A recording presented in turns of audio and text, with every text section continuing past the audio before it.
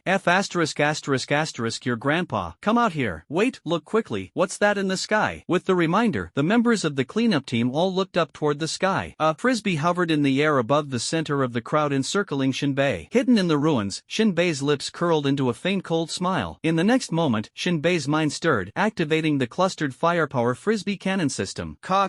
12 cannon barrels quickly extended. At this moment, faced with the layers of encirclement by the cleanup team, Shinbei naturally couldn't use firearms. He could only break through the encirclement or take down the enemies in one fell swoop, ensuring his safety in the process. The firepower disc became his only trump card. If not now, then when? Experience points +1. The firepower disc, receiving Shinbei's wireless command, was already hovering above his head. Experience points +1. The 12 cannons were like the piercing, sharp eyes of 12 bloodthirsty giant dragons, gazing down at the enemies surrounding him with a fiery yet cold intensity. 3 hours later, the members of the cleanup team all looked up, their faces full of confusion and puzzlement. "What the hell is that thing? Looks like a firepower disc. I've been to shelter 36 and seen this thing before. Impressive? Such a tiny thing thing, it doesn't even have enough firepower during experiments. Honestly, it's not much different from setting off firecrackers. The warhead is pathetically small, can't hold much gunpowder, and its destructive power is minimal. But we should still be careful. What if it ends up scratching us?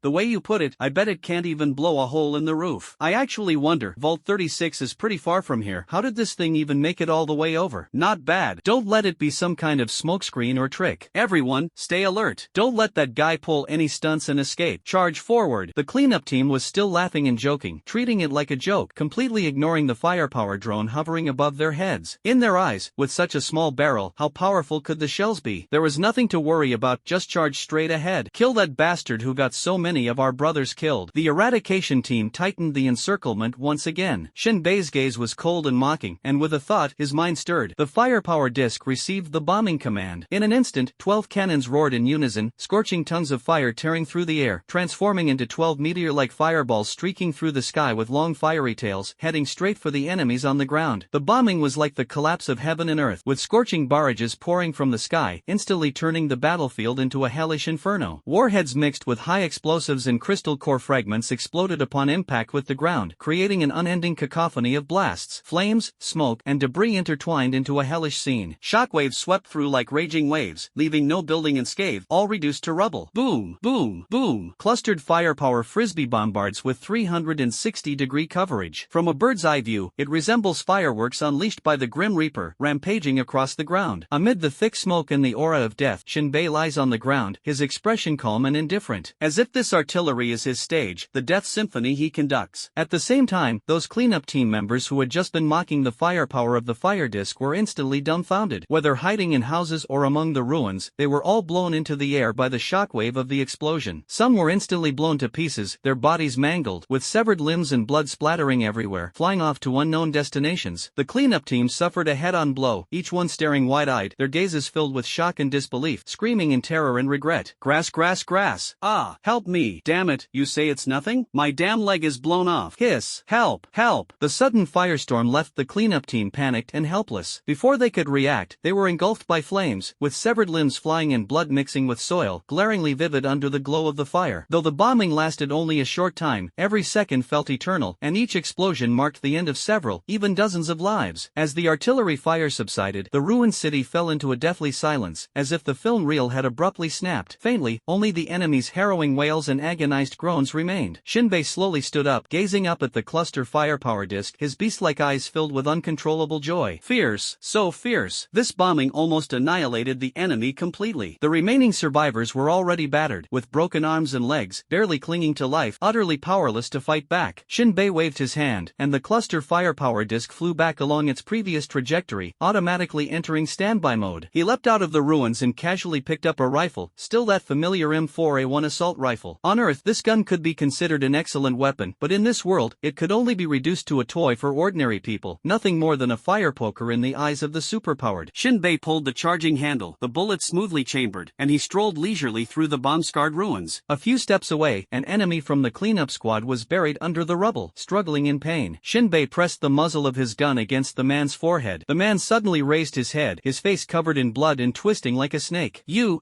can't kill me. I'm a member of Shelter 20. Shinbei's tone was as calm as water, yet chilling to the bone. May there be no famine in hell. Bang! A bullet pierced his forehead. Soon, Shinbei ignored the popped-up information and continued searching the ruins for surviving members of the cleanup team. For him, although killing enemies with a revolver could earn experience points, it wasn't worth it. The bullets in his revolver were high-grade ammunition of level 2 or 3, making them not cost-effective for dealing with the cleanup team. Bang bang! The crisp and continuous gunfire of the M4A1 assault rifle was accompanied by the enemy's curses or cries of pain and pleas for mercy with every shot. But Shinbei remained indifferent. Neither curses nor kneeling and begging could elicit a shred of compassion. Every shot was fatal. A few minutes later, Shinbei discarded the rifle and returned to the ruins where he had previously taken cover, shaking a small pouch. In the bag were his spoils of war, over 100 crystal source cores left behind by the cleanup team. Poor. Shinbei had only one word of evaluation in his heart. So many people, yet the crystal source cores they turned up were pitifully few. No wonder there wasn't a single ability user in the cleanup team. Wait a moment. Shinbei touched his chin and pondered. It's not that there are no ability users, but rather the ability users from Shelter 20 encountered those from Shelter 22. The battlefield between the two sides has been divided. Just now, he was puzzled as to why the the cleanup team consisted entirely of ordinary people, and there were no ability users in the escort team either. It turns out that it's not that there are no ability users, but that the two sides are entangled with each other and have yet to come over to provide support. Thinking of this, Shinbei did not hesitate, slung the Barrett sniper rifle on his back, and turned away without a trace of reluctance. His strength could handle superhumans, but if their number exceeded 2, it would be difficult to deal with. This place was not safe to stay for long. If superhumans caught up, it would be hard to shake off the trouble. Just as he was about to leave, Shinbei stepped forward and accidentally kicked a backpack. This was found on the body of a Vault 20 defector whose backpack rolled to the side after being shot in the head. Shinbei picked up the backpack, wanting to see if there was a crystal core inside. Upon opening it, he found it was filled entirely with papers. Shinbei skimmed through them briefly but couldn't make sense of the densely packed, bizarrely shaped diagrams. However, he still caught a key term on the blueprint: crystal source reorganization refining process. Shinbei muttered to himself suspiciously, could this be the refining method for the crystal source core fragments and the explosive of the firepower flying disc shell? He could hardly believe his luck. He had never doubted his destiny, but this time it was simply defying the heavens. Still worried about not finding the crystal core fragment, and in the blink of an eye, it comes right to the door. Time and fate. Shinbei sighed, but still held a skeptical attitude. After all, the words reassembly and fragment are completely unrelated. Perhaps it was just his imagination at work. He immediately sealed his backpack, inserted a crystal core into the power module of his battle armor, then dashed out of the ruins, ran out of the city, and away from this troubled place. As for those blueprints, he would study them slowly once he returned. There was no time to waste right now. Then, he began to move steadily across the vast wilderness. Nightfall came quickly, and the chilly wind dispelled the heat of the day. At this moment, two men in black robes appeared at the edge of the chaotic ruins. The man named Gon Emo lifted his hood, revealing a pair of pupil-less porcelain white eyes. He sniffed the air and said coldly, "Death, gunpowder." The other Esper extended his hands from his sleeves, revealing bare bones with no flesh. TSK, was this place plowed by organized artillery fire? Juema, we arrived too late. Gon Emo crouched down, grabbed a handful of bloodstained soil, licked it with his tongue, and said in a low voice, "Our people from Shelter 22 are dead too." Juema paused on his skeletal-like hand, turned back to look at the desolate wilderness. Apart from the howling wind, almost no other sounds could be heard, and there were no signs of life in sight. Yes, Juema chuckled lightly, whether it's our people or those from Shelter 20, they're all dead. At this moment, Gon Emo closed his eyes and sniffed the air, leaping effortlessly into the ruins where Shinbei had once hidden. He took a deep breath, and the various lingering scents in the air quickly transmitted to his brain. That can only mean one thing. Gon Mo's lips curved slightly. Someone is still alive. Juema burst out laughing. No kidding, the stuff is gone, so of course someone survived. Why don't you tell me, where did the person go? Gon Emo squatted on the rooftop, lowering his head. He didn't leave a single trace of blood. I can't catch his scent. Juema scratched his head. I remember the nearest shelter to here is number 36, if the Titan didn't take a detour. Gon Emo looked up towards the south. Then let's go and see. Shelter number 36. The Titan had already started moving. The wheeled houses were tightly suspended by iron chains amidst the chaos, stretching for several kilometers, dragged along by the Titan as it continued its flight from famine. As long as the evil species remain, humanity cannot stop moving forward, forced to watch vast lands fall into desolation. This is an endless escape. When Shinbei returned to the rental house, he searched for quite a while. The arrangement of the rental houses was never fixed, and getting a spot near the front required competing for it. Clearly, this time Shinbei's landlord wasn't skilled in this craft, as his house ended up at the tail end of the massive convoy of wheeled houses. Shinbei locked himself inside the house, took off his battle armor, as if unloading a 1,000-pound boulder, and immediately felt a sense of relief. He went out to buy some drinking water and food. The price of drinking water had dropped from 6 crystal source cores to 3. In the shelter, as long as the Titan absorbed enough water, the supply of drinking water would be sufficient, and the price would be lowered to ensure that no resident would die of thirst. After a simple meal, Shinbei turned his gaze to the battle armor. After wandering outside the wasteland for the past few days, the armor had been gaining experience points every minute. Power Armor LV3 3160/3000. A somewhat useful battle armor that can assist in running, enhance defense, and has a certain load capacity. Mental connection slightly improves reaction speed. Each crystal core can sustain high-speed operation of the armor for 5 minutes.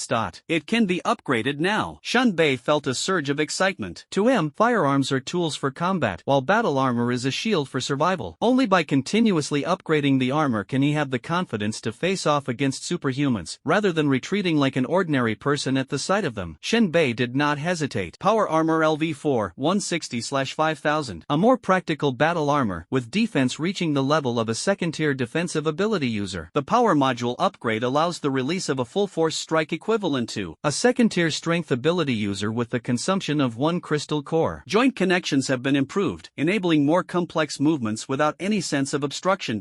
This upgrade almost made Shinbei exclaim out loud. Level 4 armor clearly indicates that he can now face off against ability users below second tier head-on. This is a major, explosive upgrade. In other words, now I can engage in close combat with ability users below tier 2. Excitement and passion made Shinbei's entire body tremble. It must be understood that while upgraded firearms and bullets could kill ability users, they didn't completely solve the problem. Once an ability user got close, firearms became a burden, and close combat became the only way out. In the past, just the thought of an ability user getting close would fill Shinbei with fear. Now, he was no longer afraid. The technology tree is my path forward. Despite his uncontrollable joy, Shinbei remained clear-headed. In this world, those with supernatural abilities possess a wide variety of strange powers, and high defense alone is far from enough to handle them easily. He understood in his heart that the path to upgrading the battle armor was still long. It needed to at least reach the level of Iron Man, and for now, it was still far from that. After dealing with the battle armor, Shinbei took out a backpack from the ruins of the city and spread out the blueprints inside one by one. When the table couldn't hold them all, he covered an entire wall with them. Soon, the small room seemed to be completely covered with sheets of paper, densely packed. He reviewed them page by page in numerical order, and any part containing theoretical data was immediately removed and burned. Shinbei had no need for theories, nor did he want to study principles. He wasn't an inventor or creator, after all. Furthermore, these blueprints seemed completely incomprehensible. So Shinbei continued to burn all the other technical papers in one go. Before long, more than half of the papers on the wall were gone. What remained now were all hand-drawn blueprints related to the crystal source recombination and refining equipment. Although they were hand-drawn, every stroke was so precise that it looked as if it had been printed by a computer, showcasing an impressive level of professionalism. The component drawings were taken down by Shinbei and casually set aside. These types of blueprints fell into the category of being optional, worth looking at or not. There were still over a dozen blueprints hanging on the wall, two of which were full-view design diagrams of the entire equipment, while the rest detailed the components of various major assemblies. Shinbei stroked his chin and pondered for a long time, calculating in his mind, if this equipment were to be built, it would probably require over 300 square meters of space to accommodate it. Clearly, this scale was designed for mass production. If it were just for his personal use, the required space would naturally be much smaller. Moreover, there were dozens of major assembly components, and the number of smaller parts was simply uncountable. A faint headache began to set in, and he didn't know where to start. If he sought help from the research institute to manufacture it, leaving aside the issue of the equipment's size, merely presenting the requirements would arouse the institute's suspicion. After all, the research institute was also conducting similar research and had already put it into practical application. For an individual to work on such equipment, their motives would inevitably be questioned, possibly even reported, putting even Locke's safety at risk. What if I only need the outer shell? Shinbei's gaze fell on the conceptual diagram of the entire device, calculating in his mind. He didn't need mass production at all, it just had to meet the requirements for the cluster. Firepower disk. A preliminary estimate suggested that the shell would only need about 1 square meter, which could easily be fixed onto the firepower disk. The only concern was whether having this shell would upgrade his add-on. Practice brings true knowledge. Speculation was ultimately useless. Only by trying could he know the result. So Shinbei began redesigning and modifying the shell based on the device's blueprints. He aimed to make the shell look so unrecognizable that even the researchers wouldn't be able to discern its true purpose. Add a ring here, and a circle there. Shinbei scribbled and sketched, altering the original conceptual diagram of the device beyond recognition. Only he knew that after removing the unnecessary parts, this would be the shell for the crystal source reorganization and refinement device. Without delay, Shinbei carefully stored away the other blueprints, took the crystal source core, and headed out. His destination was the second floor of the shelter on Titan's back, aiming straight for the research institute. When Shenanji saw Shinbei, this prodigal son, appear again, his face was full of confusion mixed with teasing. How's the battle armor coming along? Shinbei praised, your craftsmanship is still the best. It's really well made. Shenanji snorted, you're just being stubborn. That thing is hard to even walk in. What's so fun about it? At most, it's just a decoration, and it takes up space. Don't forget, even on the Titan's back, usable space is limited, not to mention those wheeled houses on the lower levels. Shinbei coughed, spreading out his scribble-like blueprints, and explained his purpose. Today, I want to ask you to help me make something. Shenanji asked with a smile, let me see what kind of thing you're trying to mess with this time. At a glance, Shenanji was completely stunned. The blueprint was a chaotic mess, resembling the shape of an iron porcupine. What is this thing? A toy, a kind of toy I designed. Can it kill ferocious beasts? Shenanji sat on the sofa, holding his forehead, purely for fun? No power module, no firepower system? Shinbei Shinbei nodded. Shenanji licked his lips. Alright, if we have money, we can play. After all, lying on a woman's belly is just trembling business. At least this toy can leave something for oneself. Shinbei burst into laughter and exclaimed, "You're really something, quite amusing. To be honest, the blueprint you drew is too sloppy, with all sorts of bizarre shapes that are quite alarming. It requires 300 crystal source cores. Come pick it up tomorrow." Frankly speaking, the price was a bit steep, but Shinbei didn't hesitate. Without sufficient disguise, the true equipment could easily be exposed, and if leaked, it wouldn't be a matter that 300 crystal source cores could resolve. After paying on the spot, Shinbei left the research institute and returned to the lower levels, stopping by the blazing fire bar along the way. Although it was only afternoon, the bar was bustling with people drinking and eating meat. The aroma of vanilla smoked meat filled the air, making mouths water. Meat prices had started to drop recently, mainly because the beast meat left over from the last beast tide couldn't be consumed quickly enough. Most of it had been smoked into hard, tough meat strips, which were far less delicious than fresh meat. Shinbei had just sat down when Rock cheerfully led two strangers to sit across from him. "Let me introduce," Rock said with a smile, pointing at the two. "This is Juema, and this is Ganmo. They're from Shelter 22, just passing through here. As the saying goes, having friends come from afar, isn't it a delight?" Shinbei suddenly froze, his face showing no emotion, but his gaze quietly assessed the two. His right hand instinctively reached for the revolver at his waist. At this moment, Shinbei was extremely tense, especially when he heard Rock say they were from Shelter 22. His heart almost leapt into his throat. Rock might not be aware, but Shinbei knew very well. Shelter 20 had been at odds with Shelter 22 due to a traitor incident. The two sides clashed back and forth, and in the end, the only one who truly benefited was Shinbei himself. He simply couldn't believe they were just passing by. They were likely coming straight for him. But no matter how hard Shinbei thought, he couldn't figure out what clue he might have left behind. His mind raced, but he couldn't find any flaws. "This is Shinbei. Don't be fooled by his ordinary appearance. He's got quite the nerve," Rock introduced. "Ordinary people who possess courage are by no means mediocre." Juema Kuga crossed his hands, his knuckles rubbing together to produce a piercing sound, as he looked at Shinbei with a cheerful smile. Gon-Emo sniffed the air, herb roasted meat, plain in flavor but delicious. Shinbei suddenly felt that the other party didn't seem to be targeting him, showing no hostility at all. Perhaps they did come to shelter number 36 with a purpose, but they definitely didn't know that their true target was sitting right in front of them. Otherwise, there would be no need for courtesy, they would have acted directly. Shinbei put down the revolver and waved, "Waiter, 3 servings of vanilla roast meat, and some whiskey." Before long, the roast meat was served. The group ate and drank while chatting about everything under the sun. Rock seized an opportunity to ask, "You guys are here for a mission, aren't you?" Chasing Horse felt a headache as soon as he heard this and glanced at Shinbei. Rock waved his hand, "It's fine, we're all on the same side." "Then I won't hide it." Juema took a sip of wine, organized his thoughts, and said, "We lost something, a khaki-colored backpack." Rock chuckled, "A worn-out bag? I'll give you a new one." Gon-Emo chewed on the roasted meat, his voice muffled. "This isn't just a simple matter of a backpack." Rock blinked. Although the other party spoke casually, he realized that the backpack probably contained something important. "Is it very important?" Rock asked tentatively. Chasing Horse nodded. "Maybe it doesn't matter to you, because you already have it, but for us at Shelter 22, we don't." "Then you can buy it from us," Rock suggested. In this world, not every shelter could be self-sufficient. Shelters needed to trade with each other to fill gaps in resources. For example, Shelter 18 specialized in producing cigarettes, and almost everyone smoked their products, while Shelter 36 excelled in alcohol, which had always been a key part of their external trade. Chasing Horse listened to Rock's suggestion and smiled. "We would like to buy it, and we just met General Yu Chang, but it's not for sale." "What kind of thing can't be sold?" Rock was hearing for the first time that Shelter 36 had something that wasn't for sale. After all, anything could be bought and sold, even people. "Let's not talk about that." Chasing Horse raised his cup and swirled it. "The two of us might stay here for a while, looking for our thing." "Sorry to trouble you." Rock curled his lips. "As long as you have money, you can stay as long as you want. But from what you're saying, is it our people who took your thing?" "Suspicion is everyone's freedom," Gon-Emo interjected. Rock continued with a hint of warning. "Causing trouble is not allowed, and guests can't break the rules of Shelter 36. Juema laughed heartily. "Let's hope Bai Luo can take that to heart." "Don't mention her," Rock snorted coldly. Relying on the Spider Queen's backing, wherever she goes, the first thing she does is fire 2 shots. A few days ago, it was even worse. Yu Chang had just said she wouldn't dare to shoot, and she immediately turned around and fired a few rounds at us. Chasing Horse and Gon-Emo laughed heartily after hearing this. After dinner, Chasing Horse and Gon-Emo left. Rock and Shinbei leaned against a corner of the wheelhouse, gazing out at the vast wilderness. Many residents were also returning from work, climbing onto the Titan. "Did I hear that Blue Enchantress came looking for you?" Rock asked. Shinbei nodded. "Probably took a liking to my looks." "If you think like that, you're not far from death," Locke said earnestly. "The missions of the blue enchantress are always fraught with danger. Those without skills can only serve as cannon fodder. Shinbei rubbed his nose. Is there any excuse to refuse? Become a corpse, Locke gave a fatal answer. That's truly a suffocating suggestion. Shinbei let out a hearty laugh, then shifted the topic to Juema and Gon Mo, asking, these two won't cause trouble, will they? Just stay away from them. Rock exhaled a breath of alcohol. They're all second-tier ability users. Even if they cause trouble, they won't go too far. Compared to us at shelter number 36, they're nothing. Shinbei responded softly. Second-tier ability users, huh? That night, Shinbei, carrying a dirt yellow backpack, quietly left the shelter under the cover of darkness and ran 50 kilometers south in one go. After finding a fractured crevice in the ground, he threw the backpack down into it. Afterward, he returned to the shelter, copied all the remaining usable blueprints, and altered them into patterns only he could understand. The original drafts were burned to ashes. However, go ahead, if you can find anything on me, I'll admit you're impressive. Shinbei clapped his hands, erasing all evidence, leaving Juema and Gon Mo with nothing but wasted effort. At this moment, inside a hotel, this place specifically provides accommodation for personnel from other shelters. The price isn't cheap, 30 crystal source cores per night. At this moment, Juema leaned against the window, gazing outside, muttering, Gon Mo, how are we supposed to investigate? We can't go door-to-door searching, can we? General Yu Chang wouldn't tolerate us causing such a mess. Gon Mo's porcelain-like eyes shifted slightly as he toyed with a bullet casing in his hand, resolutely saying, I have a feeling the target is here, and we'll find him very soon. Gon Mo raised the bullet casing in his hand, feeling the patterns on it. This bullet is really strange. Why would someone carve these patterns on it? Just bored out of their mind, I guess. Juema pulled the curtains and lay on the bed, saying, like how some people can't resist kicking stones. But these patterns are very regular, clearly crafted with care. Gon Mo brought the bullet close to his nose and sniffed it. I think these patterns might be more important than what we're looking for. I don't understand firearms, nor do I care. Those are just things ordinary people mess around with. Juema yawned. Gon Mo lowered his head, thinking to himself, if ordinary people can kill ability users with bullets, then who exactly are the real ordinary people? Or perhaps, are the patterns on these bullets specifically designed to kill advanced ability users? But then the contradiction arises. These patterns are clearly something only ability users could create, yet ability users disdain firearms. Those skilled in shooting among the ability users all use crystal source weapons. If it was made by ordinary people, what exactly is the purpose of these patterns? Gon Mo was utterly perplexed. The next day, Shinbei went to the research institute to retrieve his belongings. According to the design, the item was originally only 1 square meter in size, but it had been adorned with many distracting decorations, making it look like an impenetrable iron hedgehog. In the end, it was Chen Anji who helped him make a wooden box, and only then did Shinbei manage to carry the box back to his rented apartment. After unpacking, Shinbei spent a significant amount of time removing the excess branches and miscellaneous items. The research institute was really lazy. Some parts were not detachable but were molded as a single piece. This was convenient for shape-shifting ability users, as they could stretch and pull it like clay to easily reshape it. But dismantling it was exceptionally troublesome for Shinbei. Several saw blades were worn out in the process. After working for a long time, he finally managed to restore the small crystal source recombination device to its original form. At this moment, the device was just an empty shell, with nothing inside. Shinbei stared at the device, and soon information popped up. Crystal source recombination device LV10/5. This is a simplified version of a crystal source recombination device toy with only an exterior and no production functionality. To produce crystal source core fragments, it lacks 5 essential internal components: Module 001, Fragmentation Module, Module 008, Engine Module, Module 016, Encapsulation Module, Module 089, Pressurization Module, and Module 170, Cooling Module. But after reading the information, Shinbei was both surprised and delighted. Although this shell couldn't produce crystal source core fragments, it directly revealed the missing components. You should know that the blueprints for these components number in the hundreds, and often several components are drawn on a single sheet. Now, as long as you follow the hints and create all 5 components, production can begin. Mass production and individual craftsmanship are indeed worlds apart. Shinbei licked his lips, immediately found the equipment blueprint with the corresponding number, and then burned all the other blueprints to ashes. Many of these parts are commonly used components. If they are all handed over to the Research Institute for production, the intention would be too obvious. Shinbei stroked his chin. To be on the safe side, he decided to first try his luck at a second-hand equipment recycling shop. In this world, due to the extreme scarcity of resources, materials and supplies are exceptionally precious. Therefore, in the process of inheriting and developing technology, a principle is always followed: substitutability. Due to the widespread application of crystal cores, many components can be interchangeably utilized across different devices. For example, engines come in just a few sizes precise specifications, with power being absolutely sufficient. The only difference lies in the length of the output shaft. To avoid frequent purchases or overbuying at the research institute, Shinbei plans to try his luck at a second-hand store. The store is not far from here, and Shinbei reached the entrance in just a few minutes. Here, you can find almost all kinds of second-hand civilian items except firearms, even including mineral water bottles. These items are essential for everyone, and if Titans pass through the city, many people even specifically go to the ruins to dig up these bottles. After entering the store, Shinbei looked around and indeed found many parts needed for crystal source recombination equipment. 008 engine module, a small engine. Boss, how much is this? I don't want to rip you off. The boss behind the counter yawned and said, this thing is already scrapped. If your repair skills are solid, take it for $100.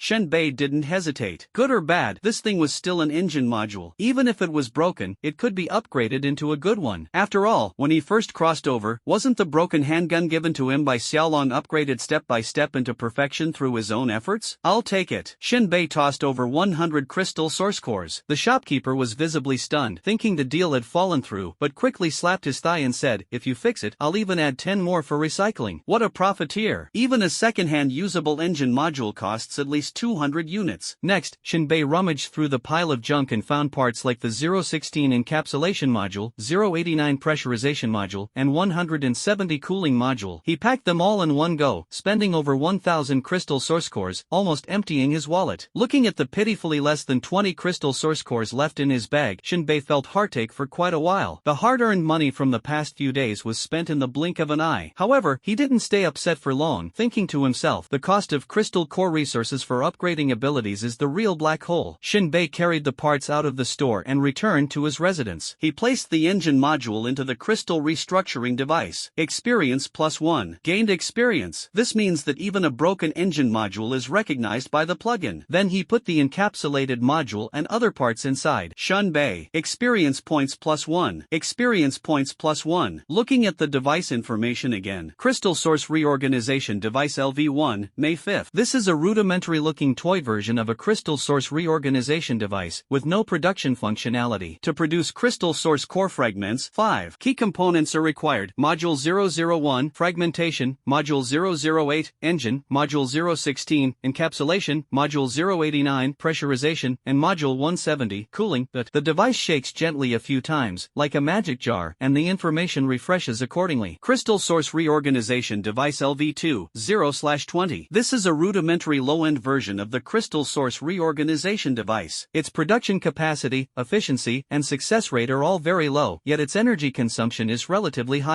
Although the text clearly indicates that this device is trash, as long as it can produce, it's good enough. In the future, it can be gradually upgraded to improve efficiency and qualification rates. As for how those parts are connected and how they work, Shinbei doesn't care at all. All he wants are the crystal core fragments and the energy fragments that can enhance destructive power. Shinbei studied for a while and first inserted a crystal core into the power port of the engine module as a power source. He watched curiously as the mechanical claw on the engine module grabbed the crystal core, and a slender hollow alloy tube extended from inside, drilling into the core to extract the liquid inside as a power source. Kind of like a fuel tank, Shinbei muttered. Then, he tossed a crystal core into the intake of the shattered module. Unexpectedly, the device indicated that the input quantity was insufficient. He inserted another one, but it still wasn't enough. Seriously? Do I need to add more? How much can it produce? Shinbei's expression turned a bit grim as he muttered to himself. He continued to invest until he had thrown in 10 cores one after another, and only then did the device light up with a green indicator, signaling the completion of the process. Then, the device began to operate autonomously, and Shinbei waited with peace of mind. Just at that moment, the landlord downstairs shouted loudly, "Welcome, Blue Enchantress, to my apartment." Blue Enchantress. Shinbei immediately slipped out of the room and quickly locked the door behind him. This person was definitely coming for him. Shinbei had no intention of letting anyone see what was inside the room, so it was safer to leave as soon as possible. He went downstairs and happened to see the landlord leading Blue Enchantress upstairs. "Since you're down, no need to go up." The landlord greeted Shinbei with a smile. "She's looking for you." Blue Enchantress still had that icy, aloof demeanor, keeping everyone at a distance, like a walking ice sculpture. She slowly raised her head, her piercing blue eyes locking onto Shinbei, her words devoid of any warmth. "Tomorrow, assemble, mission." After uttering those simple 7 words, she turned and left, just as quietly as she had appeared, without leaving a trace. The landlord respectfully saw her off, wiped the cold sweat from his forehead, and let out a sigh of relief. "I was really afraid that woman might lose her temper and tear my apartment apart." "You are overthinking thinking, Shinbei said calmly. Why? The landlord asked curiously. Would you step on an ant? Shinbei countered. The landlord let out an "oh," seeming to understand something, but still said, but if you really step on it, the ant wouldn't stand a chance to fight back. So, Shinbei narrowed his eyes. Weakness is the original sin. For the landlord, this was indeed the case. For Shinbei, it was the same. Would he dare to defy the orders of the Blue Enchantress with a single no? He might even be killed on the spot. What was terrifying wasn't death but the helplessness of being unable to live or die. By comparison, every time Shinbei killed someone, it was almost like granting them a quick release. In strict terms, he was still a great guy. Back in the room, the crystal source restructuring device had already completed production, and he even gained an experience point. 1 experience point for each production? Shinbei nodded calmly. The upgrade method was fairly standard. He opened the discharge port and was instantly stunned. Inside, there were only fragments of the crystal core smaller than a fingernail. The output ratio is terrifyingly low. Shinbei's eyes, mouth, and eyebrows twitched simultaneously. 10 crystal cores had only produced this tiny amount of fragments. Based on the ratio of high explosive powder to fragments and the cluster firepower disc bomb, it would barely be enough to make one bomb. The initial investment is huge, and the yield rate is low. This is burning money. Shinbei almost spat blood. The hope he had been holding onto for the firepower disc to upgrade quickly was instantly shattered. At this rate, an unimaginable amount of money would have to be invested. He helplessly held his forehead. Though his heart ached, he could only grit his teeth and continue investing. All he could do was hope that after the crystal restructuring equipment was upgraded, the yield rate would improve and the consumption ratio would decrease. Shinbei carefully put away the crystal core fragment, then removed the Barrett's magazine and single-handedly ejected the bullets. The orange-yellow bullets clattered onto the table. He used a tool to pry open the annular groove, removed the primer's explosive charge and ignition felt, and then poured out the propellant from the flash hole. Afterward, he mixed the crystal core fragments in a specific ratio, reloaded the propellant back into the casing, and sealed the bullet. Shinbei's gaze fixed on the bullet as information popped up. Rifle bullet LV3, 0/20. Range plus 100. After adding the crystal core fragment, the lethality is greatly enhanced, penetration and armor-piercing capabilities are improved, and the straight-line flight distance is significantly increased. If this bullet remains inside an Esper's body, it will repel their crystal energy, causing a shock effect. The description added a few more details. In addition to greatly enhancing various performance aspects, it also comes with a shock effect. Although the bullet must lodge inside the Esper's body, whether they are shot dead or possess a strong physique, the Esper will have to endure this second blow. This shock effect is like a hammer to the head, causing brief dizziness and disorientation. On a battlefield full of unpredictable changes, it is undoubtedly a powerful assist for Shinbei. Even if the shot fails to kill the Esper, it can leave them disoriented for a few seconds, making it an excellent choice whether to seize the chance to escape or continue sniping. Shinbei pondered for a moment. The cluster fire disc shells, however, did not have this effect. Could it be that only level 3 bullets can activate this effect? He wondered to himself. Shinbei did not plan to deliberately carve the patterns on the shells. He had not yet fully grasped the patterns of the bullets. After days of practice, he could only ensure that 6 out of 10 bullets reached level 3. As for level 5 bullets, who knew how long it would take? However, this time, after loading the crystal core fragments, the bullet's effect was immediate. Shinbei wasted no time and began modifying the bullet's gunpowder. After a full hour, all the crystal core fragments were used up, and he obtained 10 bullets with a shockwave effect. Shinbei loaded the bullets into the magazine individually, taking them out only when necessary. After all, the core fragments of crystal sources are extremely precious at the moment, all piled up with money. The next day, Shinbei packed his satchel, donned his battle armor, and locked the door of his rented apartment. Leaving his residence, he headed to the designated meeting point set by Blue Enchantress. It was time to go out and make money. He just didn't know how dangerous this mission would be or how much the reward would be. Soon, other figures began to appear at the meeting point one after another. Every person who saw Shinbei couldn't help but freeze in surprise. An ordinary guy carrying an antique sniper rifle is actually our teammate? What kind of joke is this? When Shinbei appeared, everyone found his equipment peculiar. He was dressed in a set of armor that looked luxurious but impractical. In their eyes, this kind of armor was just for show. Real armor was protective gear that only needed to safeguard critical areas. In other words, it should be focused and refined, concentrating limited materials on the most important parts. Obviously, if Shinbei's armor was made entirely of high-grade materials, the cost would be astronomical. If someone truly had that kind of money, why would they even bother taking on missions? Being fully armed like this was something only ordinary people would do. At this moment, Shinbei calmly faced the crowd's gazes, his mood unruffled. Perhaps these people vaguely guessed that he was likely a sniper. They were just skeptical of his abilities and refrained from mocking him outright. In this world, Such behavior was unwise, especially when it came to snipers, as success or failure often depended on them. Gradually, over 100 people gathered at the assembly point, including more than a dozen ability users, while the rest were ordinary people carrying rifles. Shinbei was surprised by the size of this team. What kind of mission required so many people? Soon, the blue enchantress appeared in everyone's sight. The originally noisy crowd instantly fell silent. She lifted her hood, revealing smooth black hair cascading down. The blue enchantress glanced around, seemingly counting the number of people, then nodded and spoke. This mission is to travel 300 kilometers away to coordinate supplies with the personnel at shelter number 10. Our task is to escort the supplies to the designated location and then bring them back. Head to defense section number 1 now, get the vehicles out, and we'll depart immediately. Shinbei moved along with the crowd, feeling slightly surprised. Just an escort mission? Yet they gathered so many ability users? It seemed like ordinary people with heavy firepower could easily complete the task back and forth. Shinbei didn't think much about it. Upon arriving at section 1, this place was located at the Titan's front line. The so-called garage was an iron house hanging on the Titan's body. When the deck was lowered, it was close to the ground but couldn't touch it. Otherwise, when the Titan moved, the deck would shatter like plastic. Driving vehicles out of the garage required skill. After all, the Titan was in motion, and the vehicle's speed couldn't be too slow. It basically had to shoot out like a projectile. If the speed was too slow, it could easily be flung off the deck. It took about half an hour for 10 vehicles to leave the shelter and speed across the wilderness. Among the convoy was an off-road vehicle with an antenna mounted on its roof, likely a radio transceiver for communication. Naturally, Blue Enchantress was seated in this vehicle. Following behind were 7 pickup trucks, each equipped with cannons. 3 of them carried supplies covered with tarps. From Shinbei's observation, they seemed to be light cargo, as the tires showed no significant changes. The other 2 vehicles were for transporting personnel, with Shinbei and the others squeezed into the truck bed, jolting all the way. The convoy kicked up billowing dust, winding forward like a small snake. Run! Run! The dense clouds were torn open by the fierce wind, and scorching sunlight poured down. Creatures on the ground immediately scattered, seeking shade to hide. The ground temperature rose rapidly under the sun, and before long, the rising heat distorted and warped the scenery. The personnel transport vehicle Shinbei was in had a canopy for shade, shielding them from direct sunlight. Around them, there was only the sound of the wind howling and the dull rumble of wheels crushing the earth. At noon, even though the blazing sun was obscured by clouds, this desolate land remained as hot as a furnace, mercilessly scorching the earth. On this slightly flat wasteland, the convoy trudged forward with difficulty, the vehicles roaring incessantly as if fiercely battling against an invisible resistance. The cabin carrying personnel was crowded with people, and 2 others sat atop the driver's cab, gripping the century-old yet still prevalent AK rifles, vigilantly scanning the boundless wilderness. The people inside the vehicle varied in appearance, some were fat, some thin, dressed in colorful attire, and their weapons were a chaotic mix. Some even held outdated flintlock guns that could only deal with small birds. They looked exhausted, their eyes hollow, dozing off under the scorching sunlight as if their heads were burdened with a 1,000-pound weight. Shinbei cradled his eye-catching modified sniper rifle, leaning against the wall of the truck bed, his body gently swaying with the vehicle's jolts. He occupied a corner at the rear of the last transport truck, finding a relatively spacious spot to sit. In the same truck bed were a few other fierce individuals, each occupying their own corner. They were all Tier 1 ability users, and even in this hastily assembled team, no one dared to provoke them lightly. Compared to these formidable figures, the reason the slender Shinbei enjoyed the same treatment was entirely due to the meticulously modified sniper rifle in his hands. These ordinary people, who had survived countless life-and-death battles, understood well that in intense combat, an excellent sniper could often turn the tide and save their lives. Thus, they were unwilling to let the sniper waste his precious energy during the journey. As a result, Shinbei effortlessly sat in the truck, resting with his eyes closed. The convoy had been traveling for a full 5 hours. The terrain was becoming rugged, with a collapsed highway visible in the distance and the occasional abandoned countryside villa. Despite the long march, they had yet to reach their destination, and even the ability users on the truck appeared listless. At that moment, the vehicle suddenly came to a stop. Blue Enchantress walked to the side of the truck where Shinbei was and gestured for him to come down. Everyone quickly disembarked. Shinbei glanced around and saw no one other than the personnel from Shelter 36. Blue Enchantress called Shinbei aside alone. As a sniper, a stealth mission shouldn't be a problem, Blue Enchantress said, her tone devoid of doubt, as if mechanically reciting a rule, making her words seem somewhat stiff. Shinbei nodded, subtly without showing any emotion. Stealth was a fundamental skill for snipers, as important as marksmanship. A sniper who didn't understand stealth was nothing more than a moving target. At 9 o'clock, 10 kilometers away, there's an urban ruin. You'll go in ahead of us, find the central park, and lie in wait nearby, Blue Enchantress said, glancing at her watch. We'll launch an assault on the city in 2 hours, at nightfall. She then handed handed him an earpiece. As long as we're within 5 kilometers, you'll be able to hear my commands. Go, she said. Shinbei smacked his lips, slung his sniper rifle over his back, and was about to set off when he paused, asking with a hint of doubt, if I find someone hostile toward me. Blue Enchantress fixed her piercing blue eyes on Shinbei, her gaze meaningful. Shinbei shrugged, understanding her implication. No one's life was more important than his own, not even those from Shelter 10. Shinbei didn't activate the power module of his battle armor but walked at a steady pace. 2 hours was plenty of time. He carefully avoided the roaming beasts along the way. The sun gradually sank, its orange-yellow glow spreading across the land. In the distance, Shinbei could already make out the faint outline of the ruined city ahead. The dark silhouette resembled a fallen giant beast. From a broken highway sign, Shinbei learned that the city was called Jiangcheng. Although he wasn't familiar with the geography of this world and couldn't correlate it with Earth, as a sniper, the most essential skill was adapting to various complex environments. Even in unfamiliar territory, he could survive or carve a bloody path out. Shinbei quietly reached the outskirts of Jiangcheng, maneuvering and weaving his way deeper into the ruins. The surroundings were eerily quiet. He found a bus stop sign and, comparing the faded text with a map, confirmed the location of the Central Park, approximately 3 kilometers away. Shinbei began circling around, avoiding the sunlight, and climbed to the rooftop of a tall building a kilometer away. The rusty iron door opened almost effortlessly. He bent down, lowering his posture, and hid behind the parapet. Shinbei peeked out, observing the distant Central Park, which remained completely still with no signs of activity. He crouched back down, closed his eyes to rest, and waited in place. Before long, static crackled in Shinbei's earpiece. He quickly opened his eyes and rubbed his face to wake himself up. In just a few seconds, Shinbei transitioned from a near hibernation state to full combat readiness. Shinbei, do you see anyone? Came the enigmatic, electronic-toned voice of Blue Enchantress through the earpiece. Shinbei peeked out again. The distant Central Park was still silent. No sign of anyone, Shinbei replied succinctly. Impossible. Blue Enchantress paused for a moment and said, we agreed to make the deal in Central Park. Keep observing. Shinbei pursed his lips, gradually realizing that Blue Enchantress might be planning a double-cross. If it were a normal transaction, it should have been conducted openly and straightforwardly. There was no need to be so cautious. He took a sip of water and looked down again. This time, his heart tightened. On the rooftop of a low building across the way, a sniper was staring at Central Park through binoculars. However, this guy seemed to be a rookie or just too careless. He had forgotten that he was facing the sun, and the binoculars instantly reflected a strong glare. Although the glare disappeared quickly, it did not escape Shinbei's eyes. He immediately moved along the parapet to change his position and peeked out again. From his elevated vantage point, he saw the sniper lying on the rooftop, leisurely smoking a cigarette. Shinbei's gaze swept around the low buildings, and amidst the green trees and bushes, he vaguely spotted a few figures. Are these people from Shelter Number 10? He wasn't sure, but it was highly likely they were. He immediately reported through the earpiece, target spotted, hiding in the southeast corner of Central Park. All right, Blue Enchantress responded simply. Before long, the originally silent urban ruins were torn apart by a sharp whistling sound. Shinbei looked up warily, only to see 3 black dots in the sky speeding at an astonishing pace, crashing in an instant into the core area of Jiangcheng Central Park. Immediately afterward, deafening explosions erupted into the sky. 3 blazing fireballs soared upward, with shockwaves wreaking havoc in all directions. Skyscrapers, as fragile as sandcastles, collapsed outward one after another. Confirm the impact points of the shells, Blue Enchantress asked calmly. 10 degrees to the left. Experience +1. Shift 10 degrees to the left. Fire 5 consecutive shots. Execute immediately. In just a few seconds, the sky was once again streaked with 5 sharp trajectories. A new round of shells fiercely bombarded Central Park, instantly filling the area with smoke and the sound of wails echoing continuously. Although Shinbei's hiding spot was more than a kilometer away from the central square, the air was already thick with the scorching and burnt smell. These shells must have been infused with crystal core fragments, right? He took a deep breath. Ordinary shells could never cause such devastation. Only a place like the shelter has the capability to mass-produce such weapons. My small-scale output is practically child's play. Although he didn't witness the fate of the personnel at Shelter Number 10 in Central Park firsthand, with such power, survival is almost impossible. However, the Blue Enchantress's artillery assault did not weaken. Based on the precise target coordinates provided by Shinbei, the subsequent attacks became even more intense and thoroughly covered the area. The air was filled with constant whistling sounds, fireballs exploding over the park, and some people were even blown into the air by the blasts, a scene of utter tragedy and devastation. The lucky escapees ran desperately, shouting to urge those around them to disperse. Shinbei's black hair flew wildly in the blast wave. He could feel the trembling of the earth. The past battles were merely individual skirmishes, but the scene before him was the true record of war. In just a few minutes, hundreds of shells rained down like a storm, leaving Central Park in ruins. close. The artillery roared incessantly, and the destructive firepower turned everything to ashes. The Blue Enchantress and Shinbei worked in close coordination. With the precise coordinates he provided, the margin of error for the shell impacts was controlled within 10 meters, blasting the targets hiding in the buildings into blood mist and shattered bones. Shinbei moved swiftly through the explosions and smoke, using the chaos as cover and never staying in one place for too long. He understood that the next wave of shells could come whistling down at any moment. Constantly changing positions to increase the difficulty of being targeted by the enemy is a survival skill every sniper must possess, applicable to both enemy and friendly fire alike. The Blue Enchantress can surely guess his position. Betrayal after achieving one's goal is all too common. After a few relocations, Shinbei discovered that his previous position had not been hit by artillery shells, and his tense nerves finally relaxed slightly. The intense shelling gradually subsided, leaving only a few sporadic heavy shells accurately hitting a certain building. These heavy artillery shells are more powerful, capable of leveling small buildings of 3 stories or less with a single strike, leaving the personnel hiding in shelter number 10 with no chance of survival. Shinbei climbed to the top floor of an abandoned building and looked out through the window. He could clearly see the square of Pendulum City, where flames soared into the sky, and the surrounding buildings were almost completely destroyed. Corpses lay scattered across the square, and the charred remains of creatures were faintly visible. Shinbei mentally calculated that the enemies from shelter number 36 who were destroyed or killed in the square amounted to, at most, only half. Some of the superhumans escaped too quickly. It took time for the shells to descend from the sky, and with their heightened sensory abilities, they had already darted away several steps before the shells hit the ground. At most, they were knocked over by the shockwave and sustained minor injuries. Even ordinary people, as long as they were on high alert and focused, could detect the trajectory of the incoming shells. However, ordinary people could not withstand the shockwave, and most of the casualties were among them. Shinbei removed his rifle, chambered around, and relayed his assessment through the earpiece. After the initial chaos, the personnel of shelter number 10 quickly reorganized themselves. Judging by the setup, although shelter number 10 had made some preparations, they clearly hadn't anticipated such a fierce long-range attack, suffering heavy losses in an instant. However, their response was equally remarkable, as the survivors swiftly regrouped, working busily yet methodically. Before long, Shinbei received orders to provide cover. Blue Enchantress began directing the team to split into several groups, encircling Central Park, with urban combat on the verge of breaking out. Gunfire, explosions, screams, curses, and shouts of blame echoed one after another as the battle raged with extraordinary intensity. Shinbei lay prone on the rooftop, his gun barrel extended, scanning the battlefield continuously. At that moment, he noticed a member of shelter number 36 hiding in a corner, firing aimlessly without realizing that an enemy had already crept up behind him. Shinbei decisively pulled the trigger, and a bullet, trailing a blazing white streak, instantly pierced through the enemy's skull. The bullet exploded, and blood splattered like a smashed tomato, with red and white fluids scattering in the wind. The enemy slumped weakly against the corner, sliding down slowly, leaving behind streaks of blood resembling a blooming plum tree, with the corpse as its trunk. The rescued man froze for a moment before realizing the enemy behind him. He looked up at Shinbei on the high-rise, secretly astonished. That was nearly 1,000 meters away, and yet it was a perfect shot. He gave Shinbei a thumbs up, and Shinbei nodded in acknowledgement, continuing to scan for potential enemies. At that moment, a blue halo flashed before Shinbei's eyes. Crystal Source Giant Gun. His heart jolted in shock, and his gaze quickly locked onto the direction from which the enemy had fired. In a building almost parallel to him, an esper wielding a 2-meter-long firearm fired off a bullet infused with supernatural energy. Shinbei had no time to dodge. In an instant, a thunderous explosion erupted beside him, shattering the wall next to him as if it were made of paper. The powerful shockwave tore through the air, and the surging blast sent Shinbei flying. The residual force smashed him into another wall, and he plummeted straight down from the 6th floor. This scene was fully witnessed by Blue Enchantress. She shook her head in disappointment. A regular person, struck by the Crystal Source giant gun wielded by a firearm-specialized esper, falling from the 6th floor, death was almost certain. Soil, dust, bricks, and Shinbei poured down from the 6th floor like discarded debris. Shinbei let out a miserable howl and fell heavily to the ground. A large number of bricks followed, instantly burying him. Shinbei felt the 3 layers of human defense, skin, muscle, and bone, being torn apart as if they were paper. A tidal wave of excruciating pain swept through his entire body, leaving him completely numb. Fortunately, the armor provided protection, so the fall from the 6th floor caused no major harm, at most a slight shock to his internal organs. However, the shot from that esper just now had almost taken his life. If the wall hadn't absorbed part of the shockwave, this armor would likely have been torn apart. At this moment, Shinbei had a whole new understanding of firearm-specialized espers. They were practically assassins. Shinbei lay on the ground for a full minute before gradually regaining consciousness. He pushed away the rubble covering covering him, took a few breaths to steady himself and let his body return to normal. Picking up the sniper rifle, he used one hand to release the magazine. With a crisp sound, the magazine automatically dropped. Shenbei quickly replaced it with a magazine loaded with bullets containing level 3 crystal core fragments and inserted a crystal core into the power module of his armor. The armor's power system began charging. Shenbei wiped the dust off his mask, stomped his foot, and a cloud of dust billowed up. With the powerful kinetic energy of the armor, he instantly dashed out of the dark alley. An Esper, huh? Just you wait. Shenbei slowly curled his lips into a smile more ferocious than a demon's. This kind of intense melee made him feel the long-lost thrill of blood boiling. It was the same excitement he felt in his past life amidst a hail of bullets, taking down enemy leaders, a sensation as if his genes were cheering and his cells were dancing. At this moment, Shenbei felt like a massive computer, constantly calculating various routes, pondering from which angle to flank, and figuring out how to eliminate that firearm-specialized Esper. At this moment, the battlefield was in complete chaos. Shenbei was advancing toward the building opposite, witnessing Blue Enchantress launch a sneak attack. However, the warriors from the opposing side's shelter number 10 were highly skilled and continued to resist resolutely. Bullets flew like raindrops between the two sides, and gunfire flickered incessantly in every alley. Although Shinbei's shooting was more a matter of chance, bullets don't discriminate. Meanwhile, the abilities users from both sides were engaged in fierce combat, shaking the heavens and earth with their clashes. At this point, Shinbei emerged from the shadows of a dark alley, only to see Blue Enchantress confronting a man who appeared to be the leader of the opposing side. The man had a rugged appearance, with muscles as solid as iron and bronze. "Enchantress, your approach to this deal is far too treacherous. Aren't you afraid of shortening your lifespan?" Blue Enchantress's red hair fluttered as she replied coldly, "Iron Dome, it was your side that provoked us first. Blood for blood, what's wrong with that?" "Fart." Tai Qiong was furious. "The last transaction, it was you who voluntarily brought the goods to seek refuge at my shelter number 10. We accepted everything without question. Why are you reneging now?" Blue Enchantress slowly raised her hand, cold air emanating from her palm. A long ice spear materialized from the frost. She gripped it, single-handedly, resembling a goddess of doom, her expression calm. "If you dare to take advantage of my defectors, you'll pay the price in blood." "Ha ha!" Tai Qiong's laughter grew increasingly wild, the sound waves shaking the void as he spread his arms wide. "Alright, I want to see just how strong you, a 5th-tier ability user, really are. Don't let me capture you, or I'll make you taste what it's like to be a woman." At that moment, Shinbei, who had just run out from the dark alley, instantly caught Tai Qiong's attention. "You little brat. I'll deal with you first." Shinbei muttered to himself, "I was just passing by, minding my own business, and now I'm caught up in this mess." Iron Dome let out a sinister laugh, stomping on the ground. The violent force made the street tremble as he shot toward Shinbei like a cannonball. Shinbei didn't just sit and wait. With a flick of his hand, he fired a blind shot. Bang! Gunpowder burst from the muzzle, the bullet spinning at high speed, tearing through the air and distorting the surrounding space. The bullet instantly struck Iron Dome's chest. Thud! Visibly, the bullet pierced the skin but only embedded itself in his thick muscles, unable to go any deeper. Shinbei was secretly shocked. This was a level 3 bullet, yet Iron Dome's defense was insanely strong. To Shinbei, it felt like stabbing a thick cotton coat with a dagger, leaving only a tiny red dot. "Oh, still dare to shoot? Quite bold, but you'll die a miserable death." Iron Dome didn't care about the minor injury at all, maintaining his charging momentum as he lunged straight at Shinbei. However, in the next second, his consciousness suddenly froze, as if the system had crashed. His limbs abruptly lost coordination, and with a thud, he fell to the ground. "What's going on?" Iron Dome's eyes widened in panic, his expression flustered. He felt his energy being repelled, as if a foreign force was interfering. Iron Dome struggled to stand up but found that his hands and feet wouldn't obey him, as if they had lost friction, making it impossible to get up. The Blue Enchantress's expression shifted slightly, but without the slightest hesitation, she seized the moment when Iron Dome's limbs were out of control, raised the frost-covered ice spear, and thrust it forward. The spearhead tore through the air, compressing and bursting layer by layer, forming a pure white shockwave that flowed along her arm. With a muffled sound of air rupturing mixed with intense energy fluctuations, the ice spear pierced straight through Iron Dome's head. But it wasn't over. The Blue Enchantress, like a fire of vengeance, continued to stab relentlessly after the fatal blow, turning Iron Dome's body into a beehive. Iron Dome's head slammed into the ground, blood streaming down his face, his body in ruins, trembling violently. Bones and internal organs shattered under the relentless strikes of the ice spear. Blood spread beneath him, his entire form resembling a tattered rag doll, ultimately sent to the afterlife by the Blue Enchantress's savage and brutal final blow. At this moment, the Blue Enchantress slowly exhaled and turned to look at Shinbei. His sudden appearance left her completely stunned, her pupils dilating sharply, her eyes filled with shock and disbelief. The surprise and astonishment in her eyes flashed by in an instant. "You're actually still alive?" Shinbei shrugged. "Actually doesn't seem like the right word to use." The Blue Enchantress furrowed her brows. For her, no one had ever dared to correct or contradict her words. However, at this moment, her shock was not focused on the fact that Shinbei was still alive, nor on his audacity to defy her, but rather on how bizarre that shot was. Did the bullet hit the enemy's nerves? It caused no damage but left the opponent in a state of shock. How is this possible? It was completely beyond her understanding. The blue enchantress was about to ask Shinbei how he managed to do it, but saw him wave his hand, then head straight into the nearby alley, disappearing without a trace in an instant. The blue enchantress was once again dumbfounded. The running speed is actually this fast? At this moment, Shinbei had no time to chat idly with the blue enchantress. He lowered his head and sprinted madly, heading straight for the building where the firearm specialized ability user was located. By now, he could already see that the guy was still holding a gun and firing wildly. Each blue bullet was as powerful as a cannonball, practically a human artillery turret. The intense firepower suppression left the personnel at Shelter 36 unable to lift their heads. Cries for help kept coming, pleading for the intervention of the superpowered individuals. Shinbei, holding a sniper rifle, dashed out of the alley once again. As long as he can climb up the building across the way, facing a distance of 200 meters, he is confident he can end this superhuman's life with a single bullet. Shinbei had just poked his head out from the alley entrance, when he suddenly heard the da-da-da sound of machine gun fire pouring down like a torrential rain. Bullets kicked up clouds of dust and dirt tornadoes on the ground. He quickly rolled back into the alley, pressing tightly against the wall, his heart racing and breath coming in gasps. A machine gun? How could such heavy firepower appear here? The gunfire was muffled, yet it carried a heart-pounding impact, continuous and relentless. Under this dense rain of metal bullets, almost no life could survive. Shinbei cautiously poked his head out, and the scene before him left him utterly shocked. He saw an enemy from shelter number 10, with half of his body almost entirely encased in a strange and sturdy armor. It was a power armor towering over 2 meters, standing majestically, its back covered with exhaust vents spewing out scorching streams of air. What is particularly striking is the gear turntable embedded at the joints, which spins wildly with the enemy's movements, resembling the pulse of life. This power armor is equipped with an extraordinary power system and exceptional control performance, making it so agile that it almost becomes a second layer of skin for the enemy. Even more shocking is the rare multi-barrel rapid-fire cannon tightly gripped in the enemy's hands, a weapon typically mounted on heavy combat vehicles far beyond the control of ordinary soldiers. Only those with firearm specialization abilities can wield it effortlessly. Upgrade. The terrifying rapid-fire cannon barrel spun at high speed, like the scythe of the Grim Reaper, easily piercing through the walls of buildings on both sides under the enemy's control, mercilessly tearing apart the lives hiding within. The massive ammunition box behind the armor resembles the mouth of a giant beast, continuously feeding the ammo belt straight into the cannon chamber. At this moment, the enemy steps forward, half squats to gather strength, bends forward with lowered elbows, and swiftly adjusts the angle of the rapid-fire cannon in hand, unleashing another deafening roar. In an instant, the cannon barrel whirled like a tornado, and the ammunition belt streaked like a meteor chasing the moon. Nearly 100 shells swept over a 3-story building 100 meters away like a torrential downpour. The people inside Shelter 36 didn't even have time to scream in agony before they were instantly torn into a bloody mess, making it impossible to determine how many had originally been hiding there. However, Shinbei's gaze precisely captured the only fatal weakness of this powered armor. It was not a completely enclosed structure, with the enemy's head exposed outside, wearing only a helmet with extremely limited protection. This weakness was the perfect breakthrough point for his counterattack. At a distance of 1 kilometer, Shinbei is 80% confident he can hit the enemy's head. Even if he hits the helmet, the impact of the bullet would be enough to break the enemy's neck. Shinbei took a deep breath and extended the barrel of the gun past the corner of the wall. The crosshair locked onto the enemy's constantly moving head. He fired a shot without even turning his head, quickly started moving, and left the alley, heading straight for the building across the street. Shinbei aimed his sniper rifle, pulled the trigger, then retracted the gun and started running. As for the guy piloting the powered mech, Shinbei didn't spare him a second glance. At a distance of less than 200 meters, if he couldn't hit the target, Shinbei felt there was no point in continuing to live in this world. At that very moment, the protective visor on the enemy's powered exoskeleton suddenly shattered. A mist of blood blossomed like fireworks. The high-speed multi-barrel machine gun, rendered aimless as the enemy collapsed abruptly, tilted upward, and futilely expended its ammunition, before crashing to the ground. By this time, Shinbei had already infiltrated the building and reached his designated ambush position. He was approximately 300 meters behind the firearms specialist ability user. Shinbei extended his sniper rifle out of the window, the crosshairs firmly locked onto the enemy's head. Only then did he notice that the enemy was wearing a thin piece of armor, with a leather base adorned with paper-thin plates that seemed more decorative than protective. On his head was an antique-style helmet, which paired oddly with the armor. The guy was even chewing gum vigorously, his temples bulging and sinking rhythmically within the crosshairs of Shinbei's scope. Just as Shinbei was about to pull the trigger, the enemy suddenly turned his head, his gaze locking directly onto Shinbei's. Shinbei's face darkened, his eyes glinting with icy coldness, and he made a mocking gesture with his pinky finger toward the enemy. The enemy's face instantly turned ashen, fear etched across his features, his Adam's apple bobbing as his hair stood on end. He never expected that the man clad in full battle armor, whom he had clearly blasted and sent flying from the 6th floor, would survive. However, when Shinbei suddenly appeared behind him, he felt no panic at all. He had noticed that Shinbei was holding nothing more than a modified Barrett rifle. Such outdated weaponry could at best pose a threat to a first-tier defense ability user. Against his third-tier firearm specialization and second-tier defense, coupled with the protective helmet on his head, it might cause some injury but would never be fatal. A mocking smile curled his lips as he raised his middle finger at Shinbei in taunted provocation. Without hesitation, Shinbei pulled the trigger, and the muffled gunshot rang out. A golden bronze shell gleamed as it ejected from the chamber, clinking as it hit the ground. The bullet shot forward at a speed almost imperceptible to the naked eye. In the next instant, a spark erupted from the enemy's forehead, yet his body remained motionless. Even in the moment of his death, the enemy couldn't comprehend how an ordinary bullet could penetrate his second-tier defense. Was this even possible? But the bullet-shattered brain left no room for further thought, and his life came to an abrupt end. Shinbei stowed away the sniper rifle, a faint smile tugging at the corner of his lips as he chuckled inwardly. Underestimating ordinary people is one thing, but never underestimate upgraded firearms and bullets. At that moment, Shinbei's sixth sense suddenly sounded an alarm, sensing that someone was watching him. He poked his head out and, 100 meters away, a tall figure was staring at him coldly. This person was over 2 meters tall, exuding a chilling, ghostly glow, like the gaze of death itself. An Esper from shelter number 10? Shinbei hesitated almost not at all, immediately setting up his sniper rifle to aim. In the next instant, the giant seemed to sense the invisible threat, his gaze turning sharp and icy as he licked his lips and shouted loudly, "I am Mao Bor, and I want to tear you apart with my own hands." Shinbei let out a cold snort, his crosshairs already locked steadily on the man's forehead. "In your next life." However, in the very next moment, the seemingly clumsy giant's movements shocked Shinbei to his core. He took a massive step, crossing 10 meters in an instant, charging with incredible momentum. The moment he landed, even Shinbei could feel the tremor of the ground. Shinbei's heart tightened. At this speed, there's no way to aim. He immediately pulled out a crystal core and inserted it into the power module. Supporting himself on the window with one hand, he leapt up and turned, disappearing into the ruins. Mao Bor roared thunderously, like a tiger descending the mountain, instantly leaping dozens of meters and pursuing at a speed almost matching Shinbei. Shinbei sprinted at full speed through the ruins of broken walls and dead trees, his unprecedented speed turning the surrounding scenery into blurred streaks. He continuously pushed the power module to its limit, the red light on his mask flashing as a warning that the power module had reached 100% overload. Even so, Shinbei paid no attention, still darting like an arrow through abandoned houses and withered trees. His speed was so great that he could run along walls for dozens of meters using sheer momentum, fully unleashing the performance of his battle armor. The terrain of Jiangcheng quickly formed in his mind, with several possible escape routes clearly emerging like a living map. He was thoroughly familiar with the area near Central Park, skillfully utilizing every corner to avoid all obstacles and maintain an unimpeded high-speed sprint. Compared to Shinbei's agility and grace, akin to a cheetah, Mao Bor resembled a powerful, unstoppable heavy tank. Each step he took spanned over 10 meters, and wherever he landed, the ground instantly caved in. Mao Bor's method of advancing was entirely different from Shinbei's. If there were houses or walls blocking his path, those relatively fragile obstacles would be smashed to pieces without him slowing down, crumbling like paper and unable to hinder his progress. From a bird's-eye view, he resembled a massive gray dragon, billowing dust, as he rampaged through Jiangcheng. Remarkably, no significant obstacles that could slow him down ever appeared in his path. This demonstrated that, despite his seemingly rough demeanor, this giant possessed astonishing instantaneous calculation abilities, always able to pinpoint the optimal trajectory to close in on Shinbei step by step. Every 10 seconds or so, Mao Bor would seize an opportunity to shorten the distance between himself and Shinbei. After several minutes of high-speed pursuit, Shinbei still maintained the upper hand. He skillfully avoided scattered allied forces on the battlefield, leading Mao Bor straight toward the combat troops at shelter number 10. In a city the size of Jiangcheng, a battle involving a few hundred people might not seem significant. However, the firepower on both sides was intense, far surpassing the levels of the old era. Explosions echoed one after another, as if thousands were engaged in fierce combat. On many occasions, Shinbei and Mao Bor charged directly through the center of the crossfire. The difference was that Shinbei used the blind spots of buildings and terrain to shield himself from stray bullets, while Mao Bor simply barreled through the hail of gunfire. As a third-tier defensive ability user, even sniper bullets posed no threat to him, so he naturally paid no mind to the bullets fired by automatic rifles. After several back-and-forth sprints, the combat formation at shelter number 10 had been completely disrupted. Shinbei's intentions were crystal clear. If he were to engage in close combat with Malbor, an ability user, he would likely be at a disadvantage. Therefore, Shinbei chose the strategy of continuously walking the dog to exhaust Malbor's stamina. Shinbei's running speed mainly relied on his battle armor, with at least 90% of the power coming from it, which greatly conserved his energy. However, Malbor seemed to have noticed Shinbei's intentions. For an ordinary person to run so fast was an unprecedented humiliation for him. Suddenly, Malbor let out a heart-stopping roar. His physical strength instantly elevated to a higher level, and his speed surged once again. At the critical moment when the distance between the two stretched to nearly 200 meters, Malbor suddenly leaped again, this time reaching heights and spans that surpassed any of his previous attempts. One of his massive hands was raised high above his head, with pale blue electric sparks swirling in his palm. At this crucial moment, Shinbei displayed extraordinary calmness and reaction speed. He abruptly stopped, swiftly turned around, drew a revolver from his waist, and, with dazzling speed, ejected all the original bullets from the cylinder. He precisely loaded a special bullet embedded with a level 3 crystal core fragment, decisively chambered it, and aimed at Malbor, who was preparing to attack mid-air. Every movement was so fast it was almost impossible to capture, yet it was crystal clear in Malbor's eyes. For Shinbei, these tactical actions, aiming with a gun, sudden stops and shots, crouching shots, jumping shots, moving shots, and rapid reloading, had been honed to perfection in his previous life. Just as Malbor was about to unleash a thunderous strike in mid-air, it was as if an invisible force pulled him down. He suddenly plummeted straight to the ground and landed steadily. At this moment, the distance between him and Shinbei was less than 100 meters. He stared at the dark muzzle of the gun and then at Shinbei's eyes, but he couldn't discern any information from them. However, the special bullet Shinbei had just loaded sent a chill through Malbor's heart, a primal instinctive fear akin to a creature facing its natural predator. In that instant, Malbor caught sight of the mysterious patterns on the bullet. Though he couldn't fully comprehend them, he guessed they would significantly enhance the bullet's lethality. Malbor clenched his fists tightly, electric light flickering around them, openly gathering energy without any hesitation. Shinbei frowned slightly and asked coldly, "Do you want to test the power of this thing?" Malbor responded with a hearty laugh, "A mere handgun, what power could it have? Die." Before the words had even finished, the confrontation erupted instantly. Shinbei's revolver fired in a flash. In this world, there is an iron rule: strike first, gain the upper hand. It never fails. A deafening bang resounded, as if thunder had exploded right beside the ear. The recoil of the revolver caused Shinbei's arm to jerk back sharply. A burst of scorching flames shot out from the barrel, piercing through the darkness in an instant. The flames were fierce and dazzling, like the infernal blaze erupting from the depths of hell. Propelled by this fiery force, the level 3 bullet shot out at lightning speed. Its velocity was so fast that its trajectory was almost invisible, leaving only a faint silver blur in its wake. Under Shinbei's attack, Malbor displayed astonishing reflexes, tilting his head back rapidly to narrowly avoid a fatal hit to the throat. However, Shinbei's aim was exceptionally precise, and the bullet struck Malbor's mouth directly. Despite the protection of his level 3 defense capability, the close-range shot nearly shattered his jaw completely. At the same time, Malbor launched a swift counterattack, forcefully swinging both palms forward. The electricity released from his palms instantly intertwined into a wide and towering bright blue electric net, several meters in diameter and 2 meters high, enveloping Shinbei completely in the blink of an eye. The ultra-high voltage current instantly penetrated Shinbei's battle armor, scorching the skin beneath his combat suit into a charred black. Although Shinbei had anticipated Malbor's counterattack, the power of the electric net far exceeded his expectations. The moment the net made contact, the skin and flesh on Shinbei's body surface were instantly carbonized. As the dazzling blue electric net came into view, Shinbei felt as if the specter of death was closing in on him. Accompanied by a heavy thud, Shinbei's body, charred black like coal, fell straight to the ground. The intense electric shock caused his blackened outer layer to begin cracking and peeling away, exposing tender red flesh beneath, oozing faintly red blood. Lying motionless on the ground, Shinbei showed no signs of life. For an ordinary person, such injuries would have been fatal long ago. However, under the protection of his battle armor, Shinbei's chest still rose and fell faintly, indicating that a sliver of life remained within him. On the other side, Malbor's situation was equally tragic. After suffering severe injuries, he had not yet completely eliminated Shinbei, but at this moment he had even lost the ability to approach and confirm Shinbei's life or death. He tightly covered his face with both hands, letting out an extremely painful roar, his massive body rolling on the ground, each impact enough to destroy several buildings. Amid this chaos and agony, Malbor was enduring intense torment, the pain like thousands of knives cutting into every nerve ending. He staggered to his feet, but unexpectedly fell again.